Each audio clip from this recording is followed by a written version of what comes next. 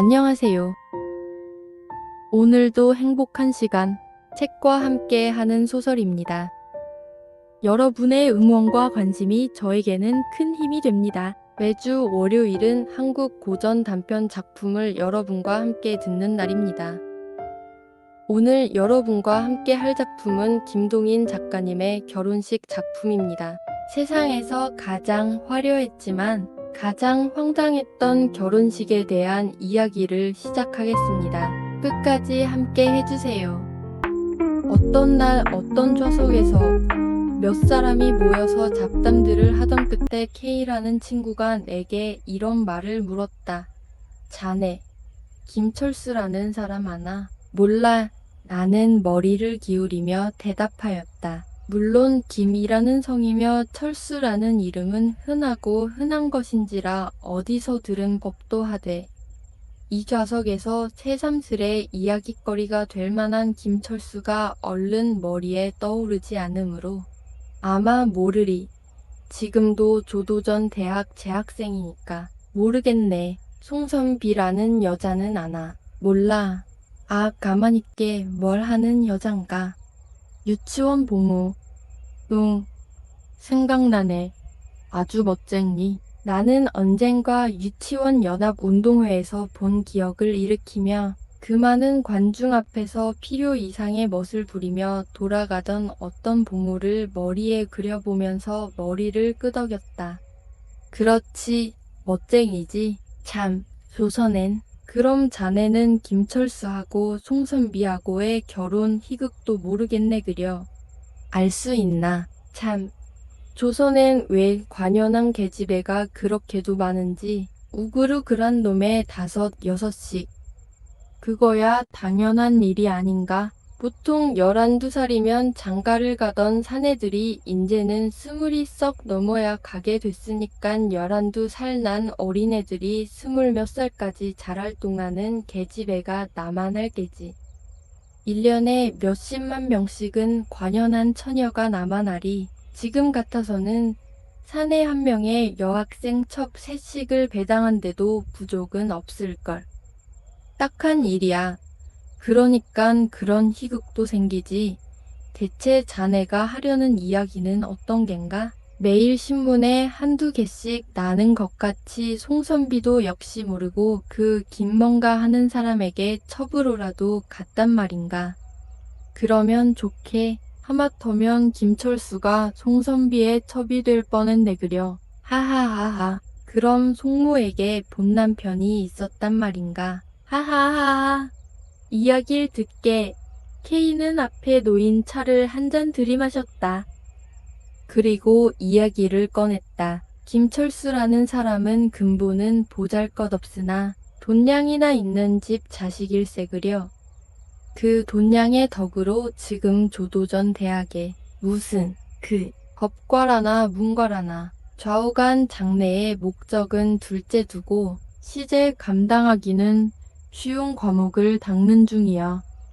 나이 22살, 기처한 독신자, 예수교회에 다니는 무신론자, 성질로 말하자면 좀 조급하고 과단성이 없으면서도 결기 있고 부끄럼을 잘 타고도 그만하면 비위가, 더군한 합녀관계의 일에는 비위가 척척하고 신경질이고 그자가 여름방학에 귀국했다가 혼약을 하지 않았겠나. 그 상대자가 송선비네 그려. 본시 송선비라는 여자는 집은 자기 어머니가 월자 거간을 해서 먹어가는 집안이니깐 재산 형편으로는 보잘것없는데 여기서 여고보를 고이 마치고 서울 개화교회까지 다녔는데 더구나 여기서 공부할 때나 서울서 공부할 때나 그 옷차림이며 무엇에든 가장 소위 첨단을 걸은 여자란 말이지. 여기서 치마의 아래쪽까지 대림처 입기를 즉 서울 유행을 제일 먼저 수입한 길세 그려. 그것도 송선비지. 치마가 길었다 짧았다 저고리가 커졌다 작아졌다 하는 유행을 제일 먼저 수입해서 실행한 것도 송선비지. 물론 상학할 때에는 그렇게 못하지만 늘 이름 모를 일본 비단을 몸에 감고 허육에 뜬 계집애들의 유행의 선봉을 선 것도 송선비지. 내가 직접 보지는 못했지만 서울 여학교에 다닐 때에도 제일 멋쟁이고 제일 하이칼라 됐대나. 팔에는 백금 팔뚝시계, 손가락에는 단 한 개지만 커다란 금강석을 박은 반지, 언제든 살이 꽤 보이는 엷은 비단 양말. 대체 그 돈은 어디서 났느냐 말야 하기는 여학교에 다닐 때에는 그 비용이 모두 그 학교 교장 크유 씨에게서 나왔단 말이 있어. 푼더러 크유 씨와 함께 낙태를 시키려 어떤 시골까지 다녀왔단 말까지 있기는 해. 크유 씨라는 사람은 자네도 알다시피 유명한 생마가 아닌가. 건강한 육체와 여자와 많이 사귈 수 있는 제 지위를 이용해가지고 유혹, 간통, 강간, 온갖 인륜에 어그러지는 일을 해나가는 것으로 유명한 사람이 아닌가. 그러니깐 그만하면 얼굴도 반반하고 역시 비위도 추근추근하고 성욕도 센선비하고 어느덧 이렇게 저렇게 됐다는 것도 차라리 당연한 일이겠지. 전문에 듣자면 크유 씨하고 선비하고의 사이는 꽤 열렬하게까지 됐던 모양이야. 여자에서 여자로 잠시도 끊임없이 옮겨 다니던 크유 씨가 선비하고 어울린 다음부터는 다른 여자에게는 손을 한동안 대지 않았다나. 이것은 둘의 사랑이 너무 열렬해서 그랬는지 선비가 셈이 너무도 세서 그랬는지 혹은 두 사람의 성욕의 강도가 꼭 맞아서 그랬는지 그건 판단을 내릴 수가 없지만 사실 선비가 여학교 재학 중에는 다른 여자에게는 손을 안 댄 모양이야. 이러구러 선비는 그 학교를 졸업하고 이곳 유치원 봄으로 내려오게 됐네. 물론 울며불며 작별의 일장에 비극이 있었겠지. 응, 에라 놓아라. 난 못 놓겠다. 양산돌세 그려. 서울하고 얘하고가 500열이 상거가 된다 하나 매일 가는 1000명 오는 1000명. 크유 씨하고 선비 사이의 로맨스도 이곳에서 모르는 이가 없으리만치 쭉 퍼졌지. 그리고 사흘거리로 크유 씨가 평양을 내려와서는 선비를 불러다가는 여관에서 묵고 도로 올라가고 했네 그려. 김철수하고의 혼약이 꼭 그때야. 지금도 나는 선비의 속을 알 수가 없어. 크유 씨하고 그만치 정분이 났으면 왜 철수하고 혼약을 했는지. 물론 크유 씨에게야 아내가 있기야 하지. 하지만 소위 연애에는 국경도 없고 계급도 없고 연애는 온갖 것을 초월한다는 모던 걸 송선비 양에게야 크유 씨에게 아내가 있고 없는 게야 문제가 안 될 게 아닌가. 죽자사자판의 본처가 다 뭐야. 그래. 그렇게밖에는 해석할 수가 없겠지. 운명에 맡기자. 이게 조선 사람의 공통성이니까. 애정은 애정, 운명은 운명. 이렇게 두 군데로 갈라붙이고 논팡리한테로 시집을 가기로 결심을 한 거겠지. 한데 그 혼약을 하던 이야기도 장관이야. 수제 김철수 군이 매파와 함께 선을 보러 색시집을 가지를 않았겠나. 가니깐 좌정을 한 뒤에 이러구저러고 색시의 어머니가 두어 마디 말을 물어보더니 신식은 단둘이서 이야기해야지 하더니 매파에게 눈시를 해서 함께 밖으로 나가더라나. 그런 뒤에 좀 있다가 참외를 깎아서 한 대접 들여 보내더라나. 그러니깐 공준 앙랑한 음성으로 말씀하시기를 좀 가까이 와서 잡수세요. 논팡이 정신이 절반이나 나갔지. 카페에 웨이트리스나 기생이나 데리고 놀아본 녀석이 신식 하이칼라 섹시한테 이런 말을 듣고 보니깐 어리둥절했단 말이지.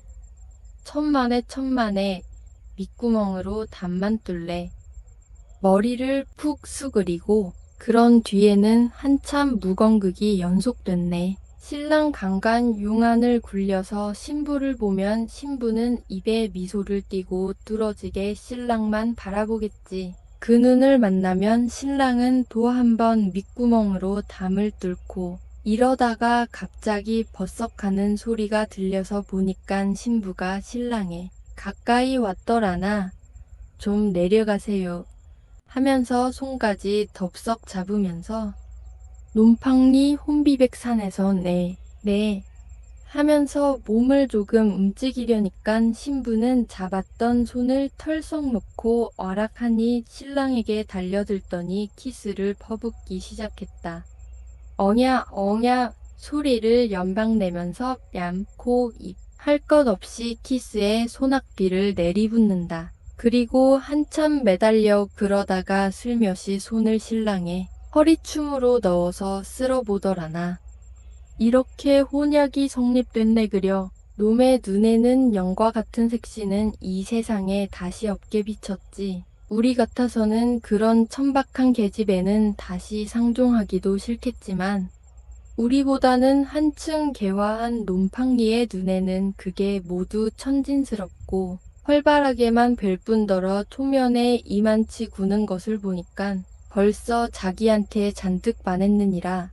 이렇게까지 생각됐단 말이야. 그 뒤에는 놈 맨날 년에 집에 묻혀있네. 놈은 아직 부끄럼을 타는 놈이라 색신의 집에서 밤잠까지 자겠다고 졸라보지는 못했지만 낮에라도 부모는 피해주고 단둘이 있으니깐 그 재미가 괜찮았던 모양이야. 눈만 뜨면 처가에 갔다가 밤이 들어야 할 일 없이 어슬렁어슬렁 제 집으로 돌아오네 그려. 그동안에도 물론 크유씨야 몇 번을 연을 만나러 내려왔지. 그러면 연은 약수에 감내, 냉천에 감내하고 약혼자를 속이고 하루 이틀씩 나가자고 들어오고 그러나 색시한테 잔뜩 반한 놈은 그저 어짝 색시를 신용만 하고 있었지. 그러는 동안에 언젠가 색시는 자기와 크유씨의 관계를 세서방에게 다 이야기했다나. 이만하면 인젠 내 이전의 비밀을 이야기해도 괜찮으리라. 이만큼 생각이 들어갔기에 이야기했겠지.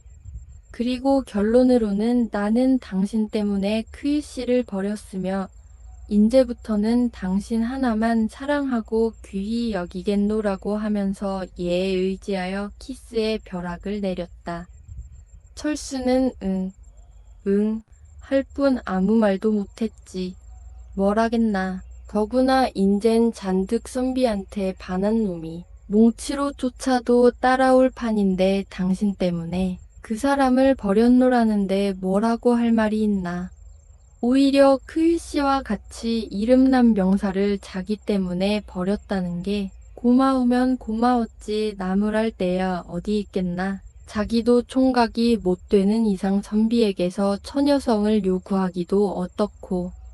참 이런 곳에선 여인이란 장애, 사내는 두 여편네를 감쪽같이 조종할 능력을 가진 사람이 젊으라 해도 좋은데 여편네는 감쪽같이 속여가면서 두 사내를 조종하거든. 철수에게 향해서는 인젠 크유씨와는 인연을 끊었으며 당신밖에는 이 세상에 사랑하는 사람이 없다고 맹세를 하고 또 크유씨에게는 자기는 부모의 명예라 할 일 없이 다른 사람과 혼약을 했지만 결단코 시집은 안 가노라고 좌우편에 발라 맞춰놓았네 그려. 약한 자여 내 이름은 계집이라. 셰익스피어인가 한 바보가 이런 소리를 했지. 도오시테 천만의 말씀. 강한 자여 내 이름은 계집이라. 어리석은 자여 내 이름은 사내라.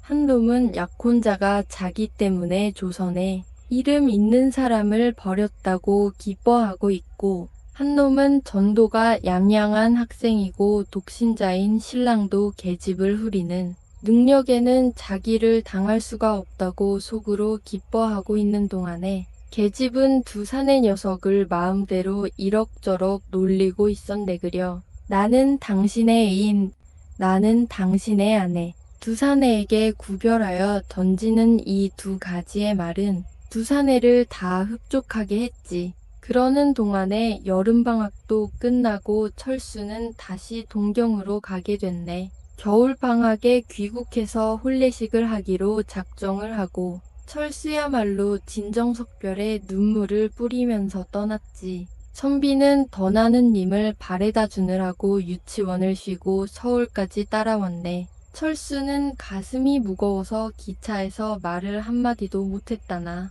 때때로 먼 산만 바라보다가 한숨을 쉬고 그러고는 곁눈으로 장래의 아내를 보고 선비도 또 강간 손으로 철수의 널쩍다리를 고집을 뿐 아무 말도 못하고 서울까지 갔겠지.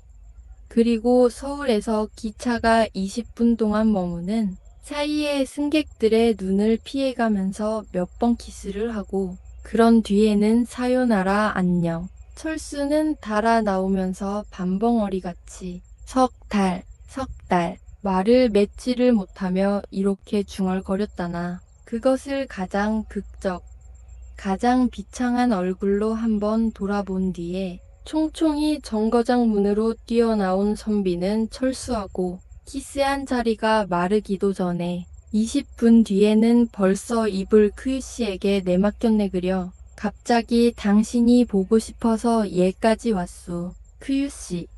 다시 노간하지. 나폴레옹이 제 애인한테 너무 분망해서 하루에 2장 이상은 편지를 못했다나. 철수는 나폴레옹보다도 분망했는지 하루에 1장씩밖에는 편지를 못했다. 그리고 돌아가면서 자랑을 하네. 긴상 혹은 리상 혹은 박상 혹은 최상 크유씨라고 하시오. 그들은 대개 크유씨를 알았다. 그 사행이야 어떻든 소위병사라는 크유씨는 흔히 그 이름이 신문 잡지에 오르내렸으니깐 그들도 대개 귀에 익은 이름이야. 그래서 들은 법은 하다고 대답하면 철수는 코를 버룩거리네 그려. 그자의 애인을 내가 뺏었구려. 이번 귀국해서 약혼을 했는데 그 교수가 본시 크유씨의 애인이던 사람이에요 하고는 내 수원이 어떻느냐는 듯이 다시 한번 코를 버룩거리네. 연애를 운명과 애정으로 분리하고 현대적 자유를 가장한 이중적인 태도를 보인 송선비의 모습은 당시 개화기 조선의 삐뚤어진 자화상을 보여줍니다. 오늘의 이야기는 여기까지입니다. 끝까지 함께 해주셔서 감사드립니다.